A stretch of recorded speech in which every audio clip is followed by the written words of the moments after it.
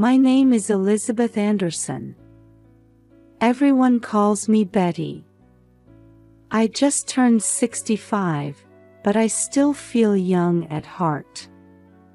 I've been living alone since I lost my beloved husband George 3 years ago, but I don't have time to feel lonely. Even after retiring from my 40-year career as an elementary school teacher, I keep busy with local volunteer work and my book club.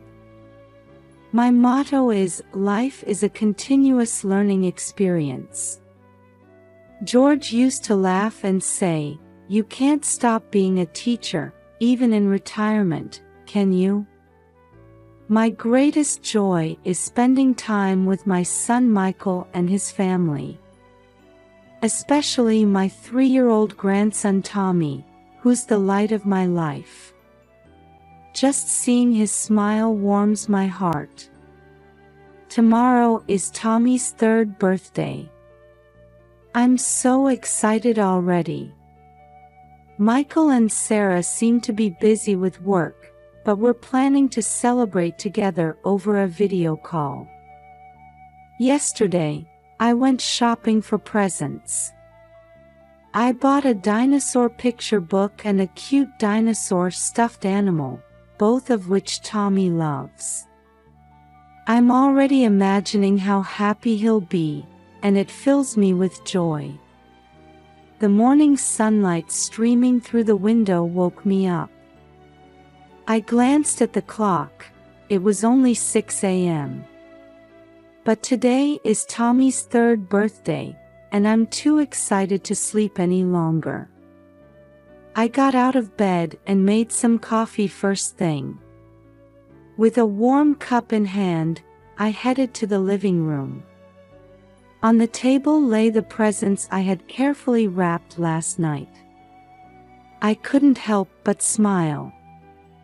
At 8 o'clock, I started preparing for the video call. I turned on my new tablet and checked the connection. I fixed my hair and put on a bright cardigan that Tommy likes. I hung Tommy's favorite dinosaur picture in the background.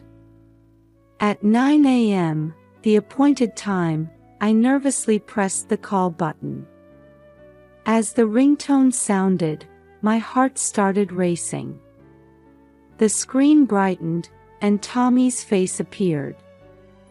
But at that moment, my smile froze. "Tommy." My voice was trembling. The Tommy on the screen had white bandages wrapped around both eyes. His usual bright smile was nowhere to be seen. "Grandma." Tommy's voice was small and shaky. "Grandma, I can't see anything." With those words, I felt my world crumbling. "Tommy, what happened? What's going on?"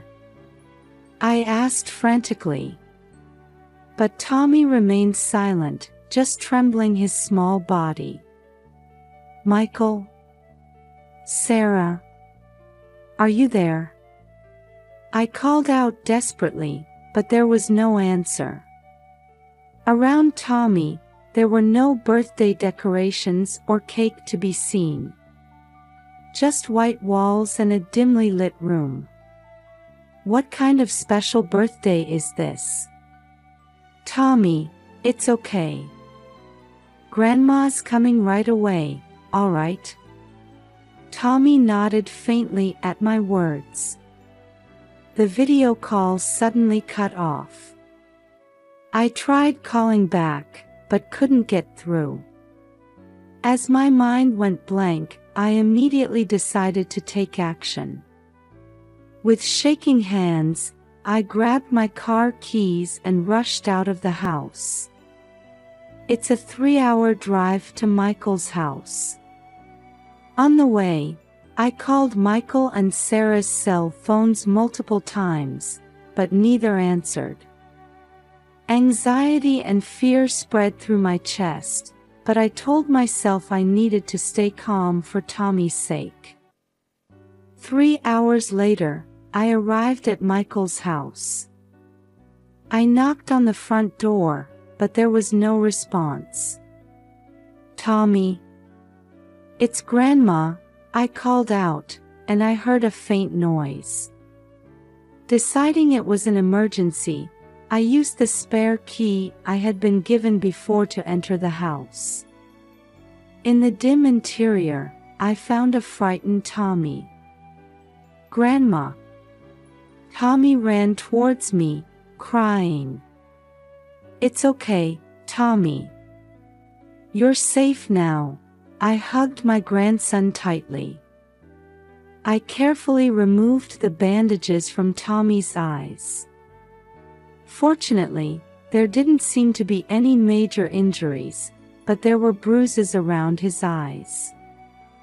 Anger welled up inside me, but right now, calming Tommy down was the priority.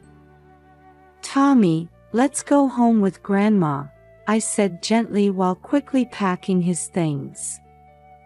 Before getting in the car, I called the police and Child Protective Services, briefly explaining the situation.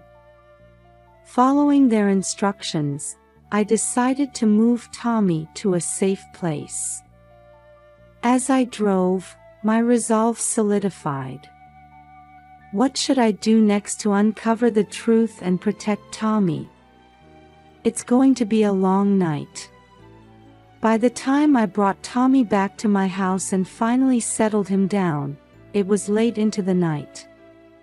After gently tucking him into bed, I returned to the living room, feeling almost crushed by heavy fatigue and anxiety. Gazing out the window, I desperately tried to figure out what to do next. I still couldn't reach Michael and Sarah. Where on earth were they? And why had they left Tommy in such a state? Questions kept piling up. I took a deep breath to calm myself. "Stay cool, Betty," I told myself. From my years of teaching experience, I knew the importance of remaining calm in difficult situations. First thing in the morning, I called Child Protective Services and gave them a detailed explanation of the situation. They responded quickly, arranging for a social worker to visit my home that same day. Next, I contacted my friend Judy, who lives near Michael's house. "Judy, it's been a while," I said over the phone. Judy sounded surprised. "Betty, what's the matter?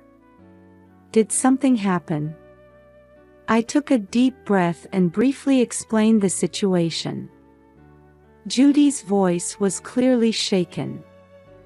"Actually," Judy began hesitantly, "things have been strange at Michael's house lately. There's been crying at night, and the curtains are always closed, even during the day." This information amplified my anxiety. After that, I started gathering bits of information from other neighbors. Recent observations of Michael and Sarah, the frequency of their outings with Tommy, noises at night, each piece was like a small part forming an ominous bigger picture. After the social worker's visit, I steeled my resolve. To uncover the truth and protect Tommy, I needed to investigate more thoroughly. The next day, I visited Tommy's preschool. The principal, Mrs. Johnson, seemed surprised by my visit. "Mrs. Anderson," the principal said, "is this about Tommy? He's been absent for 2 weeks. His parents said he had a cold, but..." A cold? Michael hadn't mentioned anything about that. As I inquired further, I learned that Tommy's behavior had been gradually changing. Once an active child, he had become increasingly introverted, and sometimes had unexplained bruises. Next, I visited Tommy's pediatrician. While bound by doctor-patient confidentiality, the doctor, seeing my desperate state, offered some general advice. Recently, we've been particularly vigilant about not missing signs of abuse, the doctor said carefully. Especially unexplained injuries or sudden changes in a child's behavior are cause for concern. These words made my heart clench. As I continued my investigation, I discovered that Michael and Sarah were also having financial problems. There were signs of increasing monetary stress, such as Michael's unstable position at his company and Sarah recently quitting her job. Carol, Sarah's friend who works as a cashier at the local supermarket, also shared some concerning information. Sarah, you know, she's been acting strange lately, Carol said worriedly. She used to be so cheerful, but suddenly she became gloomy. And she stopped bringing Tommy along. But the most shocking information came from Michael's colleague at work. Actually, the colleague began hesitantly. I've seen Michael drinking alcohol during work hours recently. And one day, he accidentally showed someone a photo of his wife with bruises on her arm. The moment I heard this information, I felt something crumble inside me. The reality I didn't want to imagine was slowly being revealed. Back at home, organizing the information I had gathered, I couldn't hold back my tears. To think that my beloved son and daughter-in-law had fallen into such a situation. And above all, that innocent Tommy had become a victim. But now is not the time to be swept away by emotions. There's still more I need to do to protect Tommy and save my family. Gather evidence, report to the appropriate agencies, and confront Michael and Sarah. Looking out the window, I renewed my determination. I intend to do everything in my power to overcome this ordeal and rebuild our family. Faced with the mountain of information I had collected, I let out a deep sigh. Scattered across the table were notes, photographs, and copies of medical records. The reality these pieces of evidence pointed to was far beyond my imagination. How did it come to this? I muttered, reviewing the documents again. Records of Tommy's injuries, testimonies of Michael's drinking, statements from friends suggesting Sarah's depression. All the pieces were pointing to a painful truth. I decided that to handle this situation properly, I needed expert advice. I contacted Jeanette, a longtime friend and retired lawyer. Betty, this is serious, Jeanette said as she looked through the documents. There's a high possibility of child abuse. Legally speaking. As I listened to her explanation, I took notes frantically. Child Protective Services, temporary custody orders, and potential criminal charges. These words were becoming frighteningly real. But first, you should confront them, Jeanette gently added. There's still a chance to repair the family bonds. Her words gave me a glimmer of hope. The next day, unexpected information came in. A phone call from my old friend John. Betty, I heard Michael and Sarah are coming back on a cruise ship the day after tomorrow morning. My heart raced. The time for confrontation had finally come. Thank you, John, I replied, taking a deep breath. I'll go to the port too. After hanging up, I started preparing. I put the necessary documents in my bag and packed a change of clothes. And I didn't forget Tommy's favorite stuffed animal. I looked at my reflection in the mirror. My face looked tired, but my eyes showed strong determination. "I'm ready to meet you," I murmured to the mirror. As the night deepened, I spent a sleepless night. In my mind, the scene of tomorrow's confrontation played over and over. Anger and sadness, and above all, a strong desire to save my family, all intermingled. The next day, as a final preparation, I spent precious time with Tommy. The bruises around his eyes were fading, but the wounds in his heart were still not healed. "Tommy, let's go meet Daddy and Mommy with Grandma, okay?" I spoke gently. Tommy looked anxious but nodded slightly. "Are Daddy and Mommy angry?" Tommy's small voice made my heart ache. "It's all right, Tommy. Grandma's here with you." I hugged him tightly. Imagining the journey to the port, I kept reminding myself, stay calm, but firm. With love, but without compromise.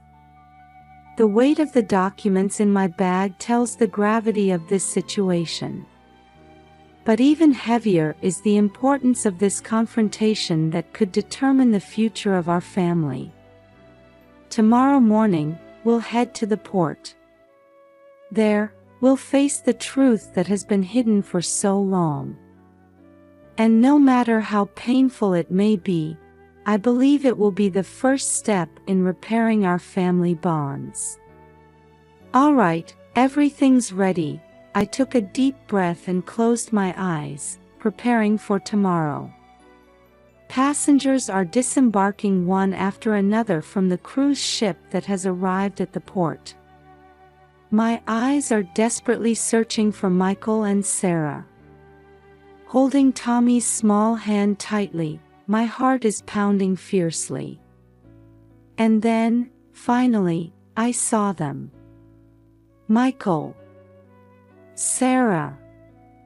I called out loudly. The moment they turned around, I could see their expressions freeze. As soon as they saw Tommy, the color drained from their faces. "Mom?" Michael's voice cracked. "Why, are you here with Tommy?" Sarah was at a loss for words, just standing there with her mouth open. "Grandma, I'm scared," Tommy trembled, clutching the hem of my dress. People around us started to notice our situation, looking on with interest. The tension was palpable in the air. "You're going to explain everything," I said quietly, but in a strong tone. Michael looked around and said anxiously, "Not here. Too many people watching." "Then where should we talk?" I pressed, not backing down. At that moment, several police officers appeared in a corner of the port. They must have been dispatched in response to the Child Services report. Michael and Sarah's faces turned pale. As they tried to run away, I grabbed their arms firmly and said, "You can't run anymore. It's time to tell the truth."